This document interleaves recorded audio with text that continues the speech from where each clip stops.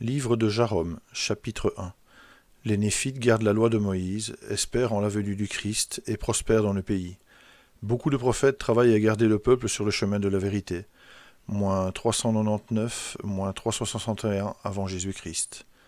Maintenant voici, moi, Jarom, j'ai écrit quelques mots selon le commandement de mon père Énos, afin que notre généalogie soit préservée. Et comme ces plaques sont petites, et comme ces choses sont écrites pour le profit de nos frères les Lamanites, c'est pourquoi il faut que j'écrive un peu, mais je ne vais pas écrire ce qui vient de mes prophéties, ni de mes révélations. Car que pourrais-je écrire de plus que ce que mes pères ont écrit? Car n'ont-ils pas révélé le plan de salut? Je vous le dis oui, et cela me suffit. Voici, il est nécessaire que beaucoup soient parmi ce peuple, à cause de l'endurcissement de son cœur, et de la surdité de ses oreilles, de l'aveuglement de son esprit, et de la roideur de son cou. Néanmoins, Dieu est extrêmement miséricordieux envers lui, et ne l'a pas encore balayé de la surface du pays. Et il y en a beaucoup parmi nous qui ont beaucoup de révélations, car ils n'ont pas tous le courroide. Et tous ceux qui n'ont pas le courroide et ont la foi sont en communion avec l'Esprit Saint, qui se manifeste aux enfants des hommes selon leur foi. Et alors voici, 200 ans étaient passés, et le peuple de Néphi était devenu fort dans le pays. Il s'appliquait à garder la loi de Moïse et à sanctifier le jour du sabbat pour le Seigneur. Et il ne se donnait ni à la profanation ni au blasphème, et les lois du pays étaient extrêmement strictes. Et il était dispersé sur une grande partie de la surface du pays, et les Lamanites aussi.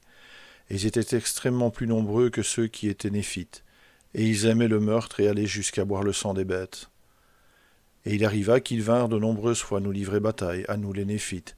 Mais nos rois et nos dirigeants étaient des hommes puissants dans la foi au Seigneur, et ils enseignaient au peuple les voies du Seigneur. C'est pourquoi nous résistâmes aux Lamanites, et les balayâmes de nos pays, et commençâmes à fortifier nos villes, ou le lieu de notre héritage, quel qu'il fût.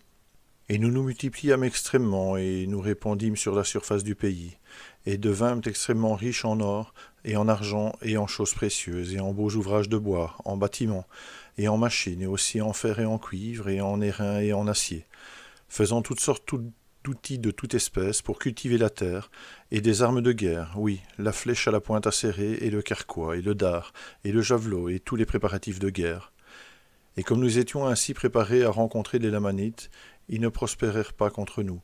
Mais la parole que le Seigneur avait dite à nos pères se confirma. Si vous gardez mes commandements, vous prospérerez dans le pays. Et il arriva que les prophètes du Seigneur menacèrent le peuple de Néphi, selon la parole de Dieu, que s'ils ne gardaient pas les commandements, mais tombaient dans la transgression, ils seraient détruits et balayés de la surface du pays. C'est pourquoi les prophètes et les prêtres et les instructeurs travaillaient diligemment, exhortant en toute longanimité le peuple à la diligence, enseignant la loi de Moïse et le but dans lequel elle était donnée, le persuadant d'attendre le Messie et de croire en lui, qui était à venir, comme s'il était déjà. Et c'est de cette manière qu'il l'instruisait. Et il arriva qu'en faisant cela, ils l'empêchèrent d'être détruit sur la surface du pays, car il lui touchait vivement le cœur par la parole, l'incitant continuellement au repentir. Et il arriva que 238 ans étaient passés, avec des guerres et des querelles et des dissensions pendant une grande partie du temps. Et moi, Jarom, je n'en écris pas davantage, car les plaques sont petites. Mais voici, mes frères, vous pouvez consulter les autres plaques de Néphi, car voici les annales de nos guerres y sont gravées selon les écrits des rois, ou ceux qui ont fait écrire.